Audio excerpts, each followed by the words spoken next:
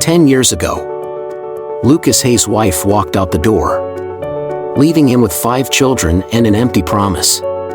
But when a mysterious letter arrives, old wounds reopen, and Lucas faces a choice that could shatter everything he's built. Drop a comment and share where you're joining us from. If stories like this resonate with you, hit subscribe so you don't miss our next inspiring journey. It had been 10 long years since Lucas Hayes watched his wife, Marissa, walk out the front door without looking back.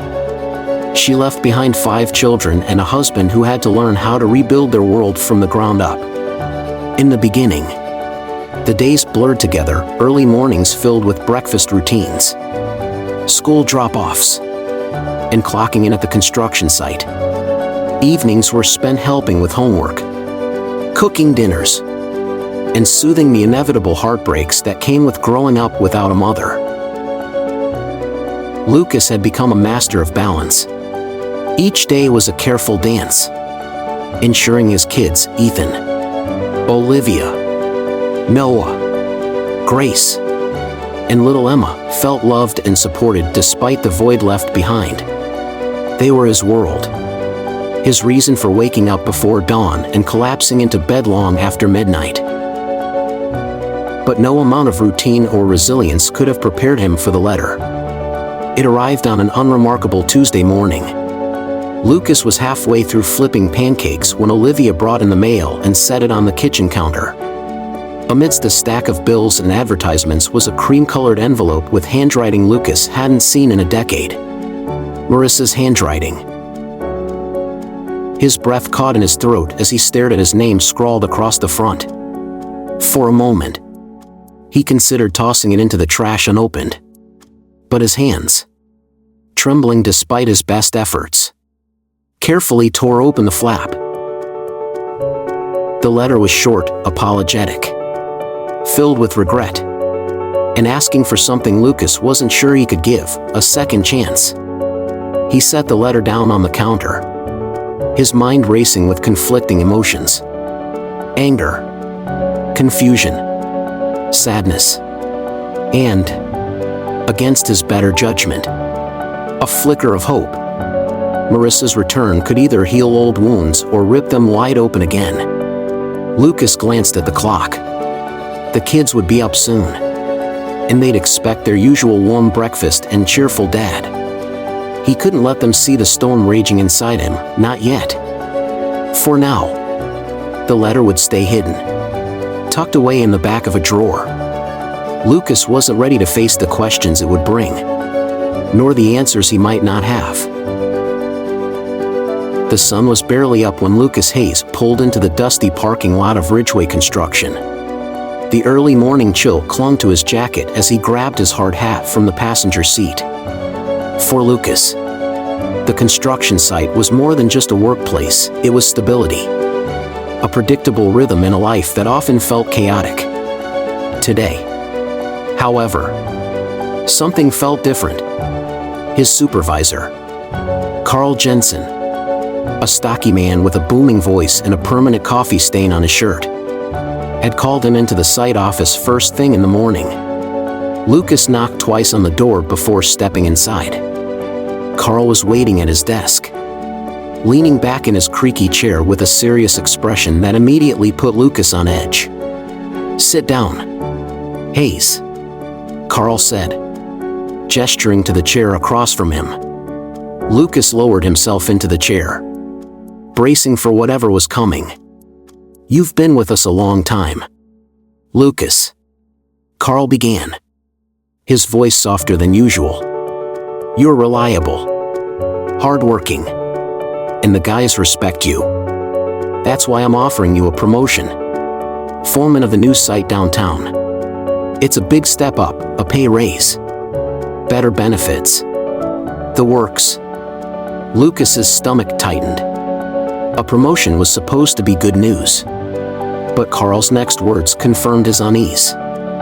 "It's gonna mean longer hours, though," Carl continued. "Early mornings, late nights, and you'll probably be away from home more often than not."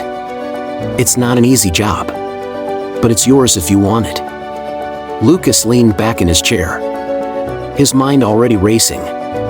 More money would mean more security for his kids, college funds, braces for Olivia, maybe even a proper vacation for once. But the cost was steep. Time he wouldn't get back. Take the day to think it over, Carl said, sensing Lucas's hesitation. But I need an answer by tomorrow. The drive home felt longer than usual. Lucas gripped the steering wheel, his knuckles white. When he walked through the front door that evening, the familiar chaos of the Hayes household greeted him. Emma was coloring on the floor. Grace was practicing her spelling words at the kitchen table, and Noah was attempting to build a tower out of cereal boxes. Olivia and Ethan were in the living room arguing about something Lucas couldn't quite make out. For a moment, Lucas just stood there, taking it all in. This was what he'd be sacrificing if he took the promotion. These small, fleeting moments of ordinary joy. At dinner, Lucas cleared his throat, silencing the chatter around the table. I need to talk to you guys about something, he said, his voice steady but heavy. The kids looked up, their faces expectant. I've been offered a promotion at work, Lucas continued. It's a good opportunity, better pay, more security for us. But it means I'll be working more, longer hours, later nights. I won't be around as much. Ethan was the first to react. His fork clattered onto his plate, and his brows furrowed. So, you'll be gone even more? Isn't it bad enough already? Olivia reached out and touched her brother's arm. Dad's just trying to do what's best for us. The younger kids stayed quiet, their wide eyes darting between their siblings and their father.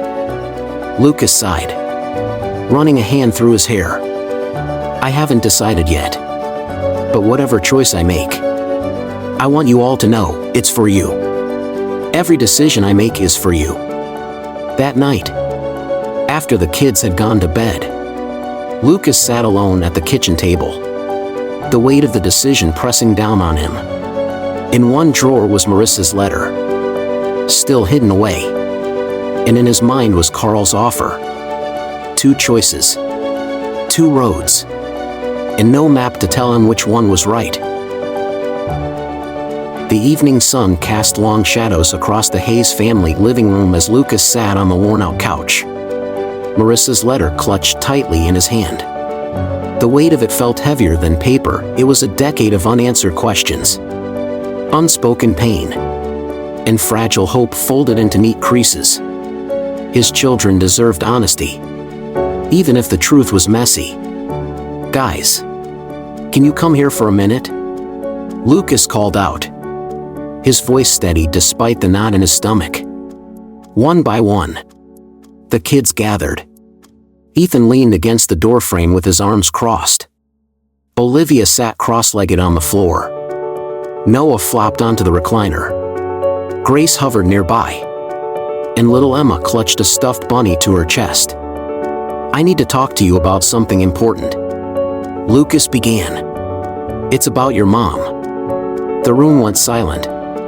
The air grew heavy as each child processed the weight of those words in their own way.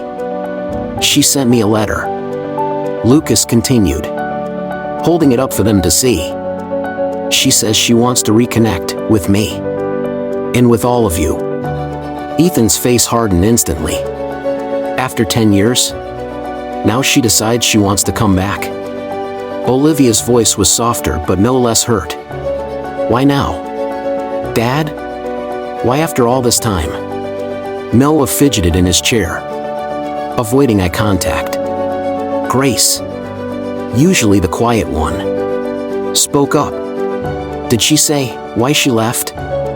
Lucas shook his head. No, sweetheart. She didn't. For a moment, no one spoke.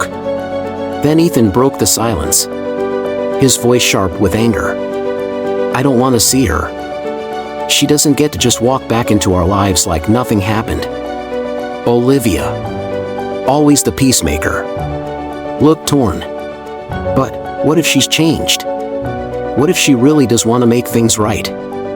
The younger kids said nothing, their small faces etched with confusion and fear. Emma clutched her bunny tighter, her eyes brimming with unshed tears. Lucas held up his hand gently. Listen, I'm not making any decisions right now. But I promise you this, you'll all have a say. I'm not going to force anything on you. If we decide to let her back into our lives, it'll be as a family. Together. The tension in the room eased slightly. But the uncertainty lingered. Lucas wished he had better answers for them. Something solid to hold on to. But the truth was, he didn't know what the right choice was. Not yet. Later that night, after the younger kids had gone to bed, Ethan lingered in the hallway. "Dad," he said quietly. Lucas turned, his face tired but attentive. "Yeah, Bud?" Ethan hesitated before speaking. "If she hurts them again, if she hurts any of us again, I don't think I can forgive her." Lucas placed a firm hand on his son's shoulder. "I won't let that happen, Ethan. I promise." As Ethan walked away, Lucas exhaled slowly and leaned against the wall. The letter was still in his pocket, its edges now creased from being folded and unfolded too many times. In that quiet moment, Lucas realized something: no matter what decision he made, someone would get hurt. And all he could do was hope he was strong enough to hold his family together when the dust settled. The faint glow of Olivia's laptop illuminated her face as she sat cross-legged on her bed late into the night. The house was silent except for the occasional creak of the old wooden floors and the rhythmic ticking of the clock on her nightstand. The letter from Marissa had stirred something in Olivia, a mix of curiosity, suspicion, and an ache she couldn't quite place. Her fingers hovered over the keyboard before typing her mother's full name into the search bar. Marissa Hayes. A series of results flooded the screen: old social media profiles, a wedding announcement from over a decade ago, and finally, something that made Olivia freeze. It was a local news article from 2 years ago. The headline read, "Local woman faces financial fraud allegations." Olivia's stomach tightened as she clicked on the link. The article was brief but damning. Marissa had been investigated for financial misconduct involving her previous employer. The charges had been dropped due to lack of evidence, but the damage to her reputation was clear. Scrolling further, Olivia found forums and scattered comments hinting at unpaid debts and broken promises. The puzzle pieces began falling into place. But the picture they painted wasn't one Olivia wanted to see.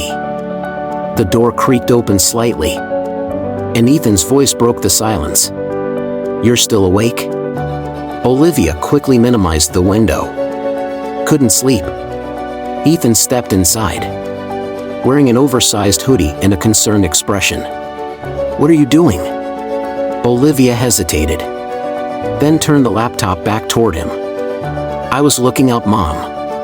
"Ethan, I think she's in trouble. Like, serious trouble."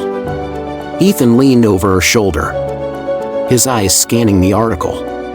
His jaw clenched. "So that's why she wants back in. It's not about us, it's about what we can do for her." "Maybe it's not that simple," Olivia said softly, though doubt clouded her voice. Ethan pushed away from the bed, pacing the room. "She left us. Live for 10 years. And now she's crawling back because she's out of options? This isn't about love or regret. It's about survival." The siblings sat in silence for a moment, the weight of their discovery settling over them like a heavy blanket. "We need to tell Dad," Olivia said finally. The next morning, Lucas was in the kitchen preparing breakfast when Ethan and Olivia walked in, laptop in hand. Lucas glanced up, immediately sensing their seriousness. "What's going on?" he asked. setting down the spatula. Olivia placed the laptop on the table and opened the article. "We found this last night. It's about Mom." Lucas read the headline, his face betraying no emotion as he absorbed the details. When he finally looked up, his voice was steady but low. "You two shouldn't have had to find this. She's not coming back for us, Dad," Ethan said firmly. "She's coming back because she needs something." Lucas closed the laptop gently and rubbed his face with both hands. He felt the crushing weight of responsibility settle deeper onto his shoulders. "Listen to me," he said after a long pause. "Whatever her reasons are, we're going to face this together. But I need time to figure out what to do next. Promise me you'll let me handle this." Olivia nodded, her eyes glassy with unshed tears. Ethan crossed his arms but gave a small nod of agreement. As the kids left the kitchen, Lucas stayed behind, staring at the closed laptop. The shadows of Marissa's choices were now creeping into their home. And Lucas knew one thing for certain: whatever came next, he had to be ready. Lucas Hayes sat in his truck outside Ridgeway Construction, his forehead resting on the steering wheel. The weight of the promotion, Marissa's letter, and the revelation from Olivia and Ethan felt like cinder blocks stacked on his chest. The offer Carl had given him still hung in the air: a better paycheck, a more secure future for his kids, but at what cost? The honk of a nearby horn startled him back into the present. He sighed, grabbed his hard hat, and stepped out of the truck. Work had always been his refuge, but today it felt like just another battlefield. The hours dragged by. Lucas barked orders, double-checked measurements, and kept his head down. But the gnawing pressure in his chest wouldn't subside. His mind kept cycling through the same thoughts: the letter, the promotion, the article Olivia found. By lunchtime, Lucas realized he hadn't eaten. He leaned against a stack of lumber and closed his eyes. "Hey, man, you good?" a familiar voice asked. Lucas opened his eyes to see Mark Reynolds, his closest friend at the construction site. Mark was a wiry guy with kind eyes and an ever-present smudge of grease on his cheek. "Just a lot on my mind," Lucas admitted. Mark nodded knowingly and gestured toward a quiet corner near the site office. "Come on, let's talk." The two men sat on a stack of pallets, Mark handing Lucas half of his sandwich. "You've been carrying something heavy, Luke. I can see it in your eyes. Spill it." Lucas hesitated, then let the words tumble out. The promotion, the letter, the article, the impossible choices laid out in front of him. By the time he finished, Mark let out a long whistle. "Man, you've got a storm brewing. No doubt about it. I feel like no matter what I choose, I'm letting someone down," Lucas said, his voice cracking slightly. Mark put a firm hand on Lucas's shoulder. "Look, you can't pour from an empty cup. My friend, you've been carrying this family on your back for 10 years. You can't do it all alone. You ever thought about talking to someone? Like a group or something?" Lucas looked at him, skeptical. "A support group? For single parents? Why not? You're not the only one trying to figure this out. Talking helps. Luke, trust me." That night, after another late dinner and tucking Emma into bed, Lucas sat in the darkened living room scrolling on his phone. His thumb hovered over a local community center's website, Single Parent Support Group, every Thursday night at 7 p.m. Before he could overthink it, Lucas clicked register. The following Thursday, Lucas walked into a modest community room filled with folding chairs arranged in a circle. A soft-spoken woman named Karen welcomed him and gestured for him to sit down. As the meeting began, Lucas listened to stories from other single parents, stories of exhaustion, guilt, small victories, and silent fears. For the first time in a long time, Lucas didn't feel entirely alone. When it was his turn to speak, Lucas hesitated before clearing his throat. "I'm Lucas. I've been raising 5 kids on my own for 10 years. And I'm tired. I'm scared I'm making the wrong choices. And I don't know how to fix it." The group listened, nodding with understanding. For the first time, Lucas felt a small weight lift from his chest. Later that night, back home, Lucas sat at the kitchen table with a notebook in front of him. He started writing a list of pros and cons about the promotion, notes about Marissa's letter, and reminders of the promises he made to his kids. The road ahead was still unclear. The morning sunlight streamed through the kitchen window as Lucas Hayes poured himself a cup of coffee. The kids had already left for school, leaving the house in rare silence. The weight of unanswered questions pressed heavily on his chest. Marissa's letter, the promotion, and the disturbing discovery Olivia and Ethan had made, it all felt like a storm swirling around him with no clear path out. Lucas set his mug down and grabbed his phone. He scrolled through his contacts until he found the number he had been debating for days, Mason Investigations. His thumb hovered over the call button before he finally pressed it. "Good morning, Mason Investigations. This is Sarah speaking," said a professional yet warm voice on the other end. "Hi. My name's Lucas Hayes.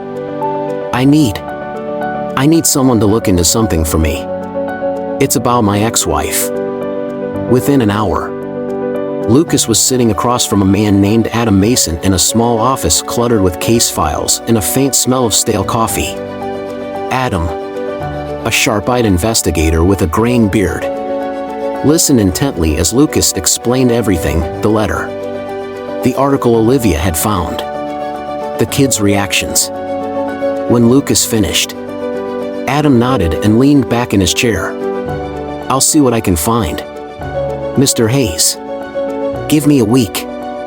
The days that followed felt endless. Lucas went to work, helped the kids with homework, and cooked dinner. But his mind was always elsewhere. He felt like he was holding his breath, waiting for the other shoe to drop.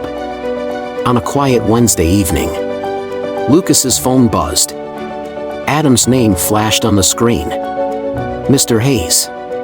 Adam's voice was steady but serious. "I think you should come to the office. We need to talk in person." Lucas's stomach dropped as he grabbed his keys and headed out the door. In Adam's office, the investigator laid out a file on the desk. "Your ex-wife, Marissa, is in deeper trouble than you thought." Lucas's hands trembled slightly as he flipped through the papers. Bank statements, legal documents, and photos painted a grim picture. Marissa was drowning in debt, tens of thousands owed to creditors. She'd been involved in failed business ventures, questionable partnerships, and legal disputes. While no criminal charges were currently pending, the consequences of her actions were still unraveling. "She's desperate, Mr. Hayes," Adam said gravely. "Every sign points to her coming back, not out of love or regret, but because she sees your family as her safety net." Lucas sank into the chair, his head in his hands. A wave of anger, sadness, and disbelief washed over him. He had hoped, deep down, that maybe there was some sincerity in Marissa's letter. But now, those hopes were shattered. "What do I do now?" Lucas asked, his voice barely above a whisper. Adam leaned forward, his voice firm. "You protect your family. You set boundaries. And whatever you do, don't let her manipulate you into thinking this is your responsibility." Lucas nodded slowly, absorbing every word. That night, Lucas sat at the dining room table, the file from Adam spread out in front of him. When Ethan walked in and saw the look on his father's face, he knew.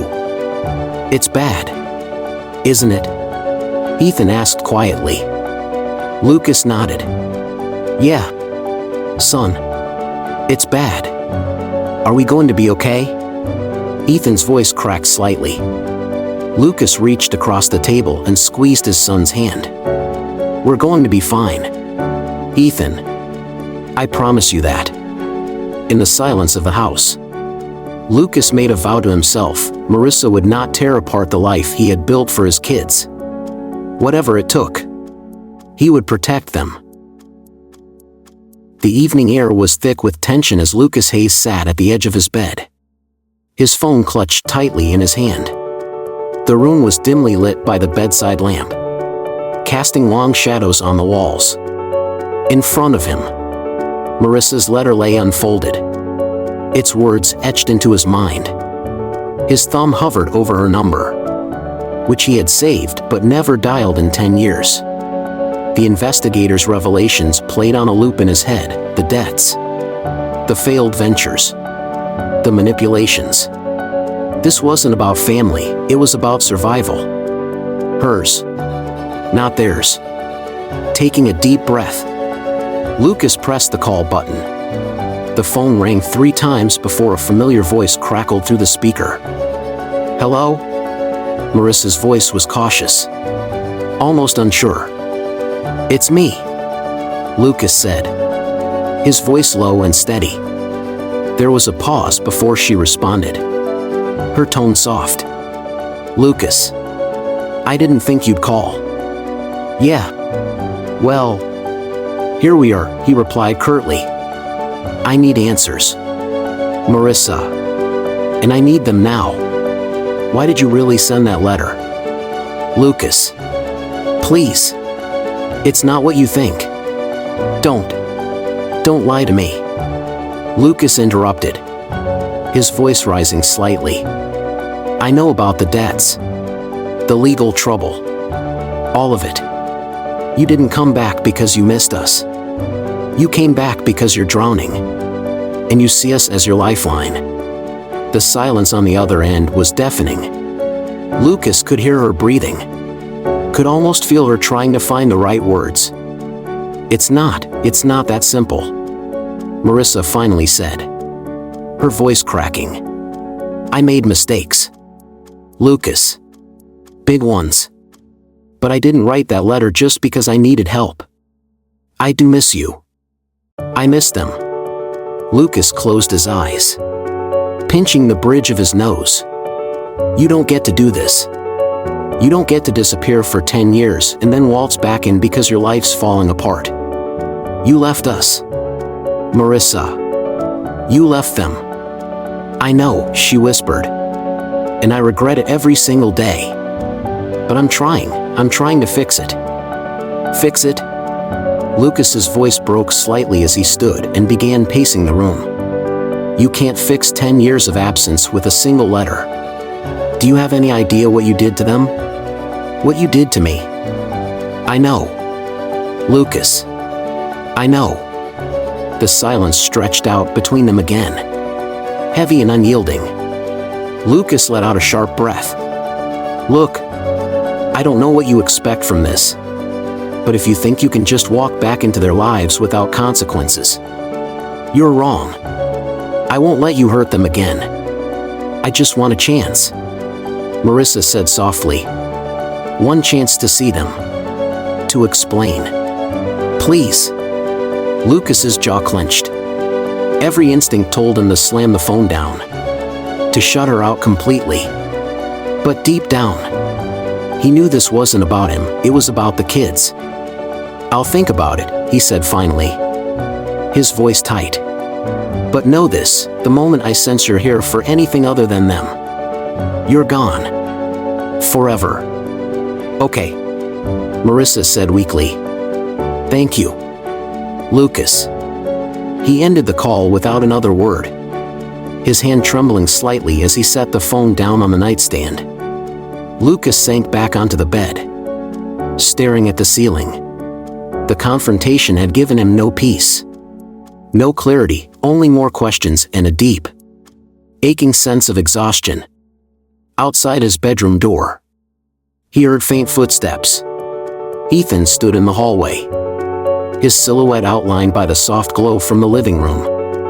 "Did you talk to her?" Ethan asked quietly. Lucas nodded, his voice barely above a whisper. "Yeah, I did. What happens now?" Lucas looked at his son, his expression etched with both determination and sorrow. "We wait, Ethan.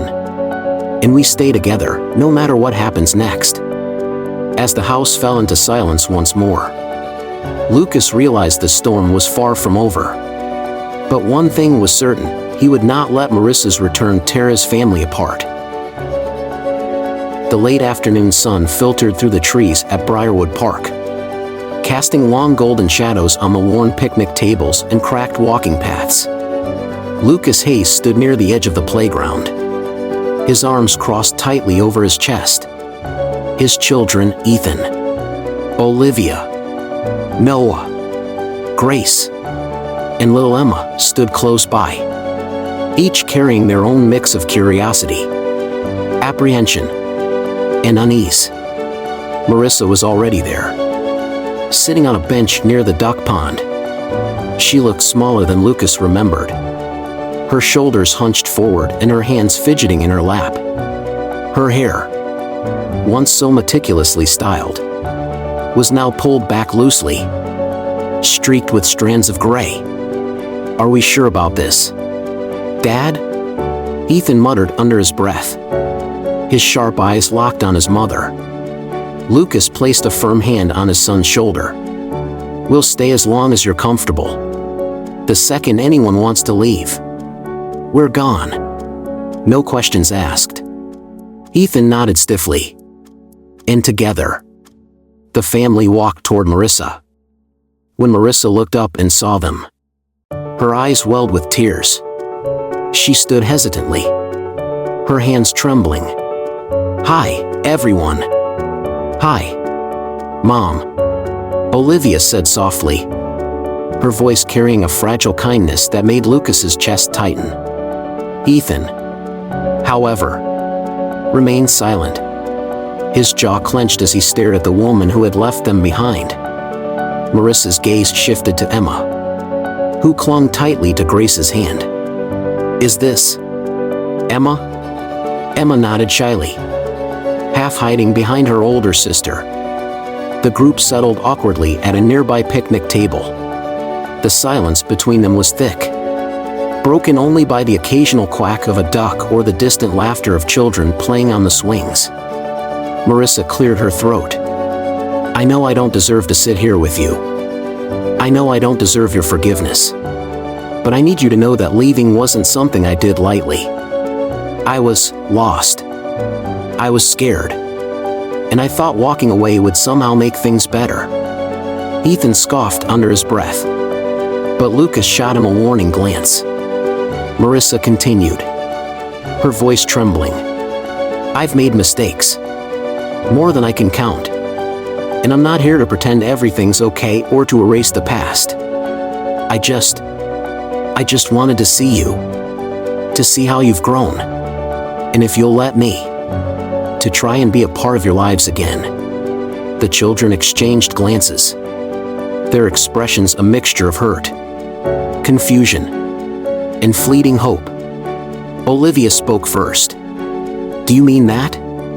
Or is this just because you have nowhere else to go?" Marissa flinched, her face crumbling for a brief moment before she composed herself. "I know I've given you every reason to doubt me, Olivia. But yes, I mean it.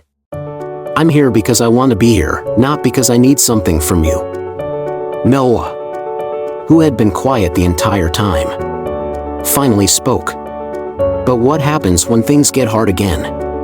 Are you just gonna leave?" Marissa's lips quivered, but she nodded. "That's fair, Noah. I can't promise I'll be perfect, but I can promise I'll try. I'll do whatever it takes to earn your trust again." Lucas observed his children closely. Emma remained pressed against Grace, her eyes darting nervously between everyone. Ethan's face was like stone, unreadable. Olivia's brow was furrowed in deep thought, and Noah stared down at the table, his small hands gripping the edge. Lucas cleared his throat. "Okay, that's enough for today." Marissa looked like she wanted to protest, but she nodded instead. "Thank you for letting me see you, even if just for a little while." As the Hayes family stood up to leave, Marissa called softly after them, "Lucas, thank you." Lucas didn't respond. Instead, he gently guided his children back toward the parking lot, away from the woman who had once been the center of their world. The drive home was silent. No one spoke. No one asked questions. And Lucas didn't push. He knew everyone was processing the meeting in their own way.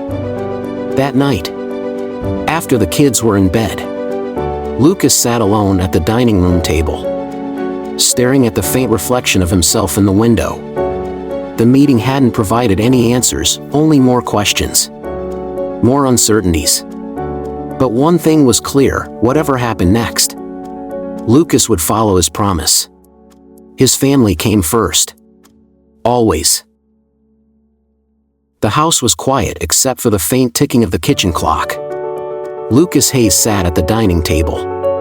Papers spread out before him, financial statements, investment portfolios, and legal documents. The faint glow of the overhead light cast shadows across his tired face. It was time to have a conversation he had been preparing for over a decade. "Kids, can you all come here for a minute?" Lucas called out.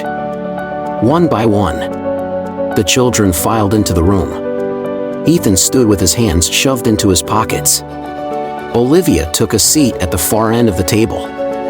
Noah leaned against a chair. Grace clung to her brother's arm, and little Emma nestled herself onto Olivia's lap. Lucas took a deep breath and looked at each of them in turn. "There's something I need to tell you. Something I've been working on for a long time." He held up a stack of official-looking documents. "Over the last 10 years, I've been saving. Every extra dollar I could spare. Every bonus. Every tax return, I've put it away for you guys. For your future." The kids exchanged glances, their expressions shifting from confusion to cautious curiosity. "These papers here," Lucas continued, tapping the folder, "are proof that your futures are secure.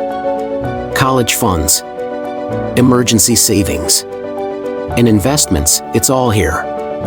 You won't have to worry about struggling the way I did when your mom left." Ethan's brow furrowed. "Why are you telling us this now?" Lucas hesitated before speaking, his voice low and steady. "Because things might get complicated with your mom. And I need you all to know that no matter what happens, you're protected." Olivia's voice trembled slightly as she asked, "Protected how, Dad?" Lucas pulled out one final document and set it gently on the table. "These are adoption papers. I've finalized everything legally. Your mother no longer has any legal claim to custody.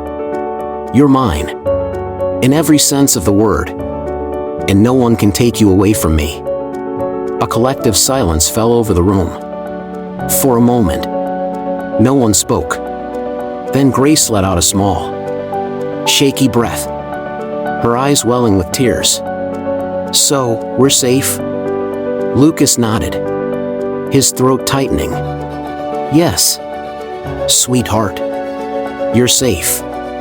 Noah stepped forward and threw his arms around his father's shoulders, followed quickly by Emma. Olivia wiped away tears as she joined the hug. And even Ethan, trying to maintain his usual stoic expression, stepped closer and placed a hand on Lucas's back. In that fragile moment, Lucas felt the years of sacrifice, exhaustion, and relentless love crystallize into something unshakable. His family, his children, were secure. I love you all so much," Lucas whispered into the tangle of arms and shoulders. "Everything I've done, every choice I've made, it's been for you." As the family slowly pulled away and sat back down, the heaviness in the air began to lift. The children talked softly among themselves, reassured by their father's promises. That night, after everyone had gone to bed, Lucas lingered in the quiet kitchen, staring out the window into the dark sky. For the first time in a long while, he felt a measure of peace.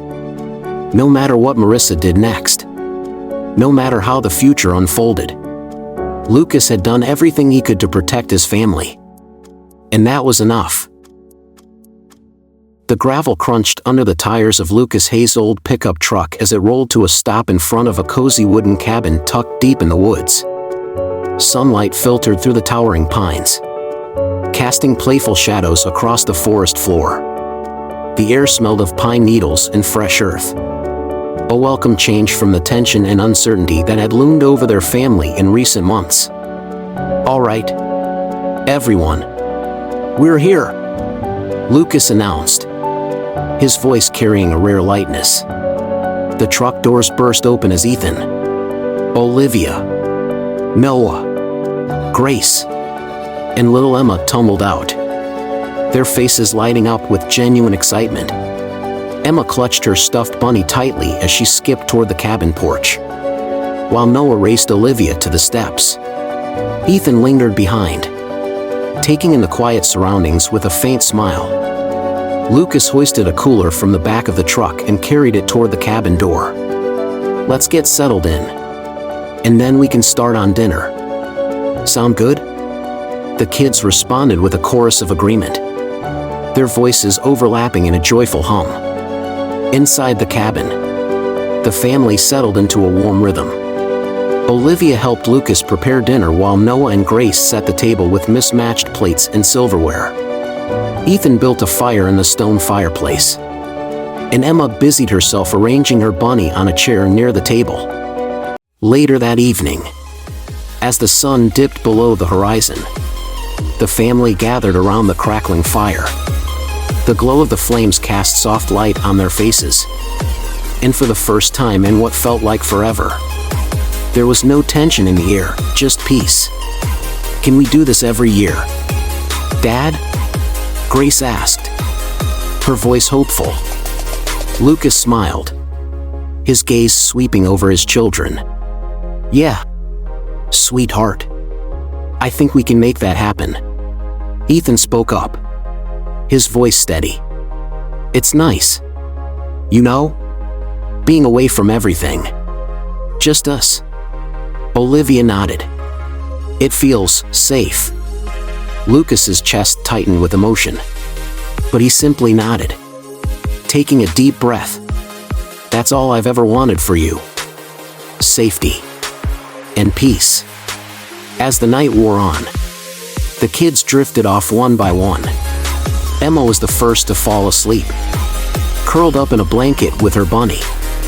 Noah dozed off with his head on Olivia's shoulder, while Grace leaned against Ethan, her eyes fluttering closed.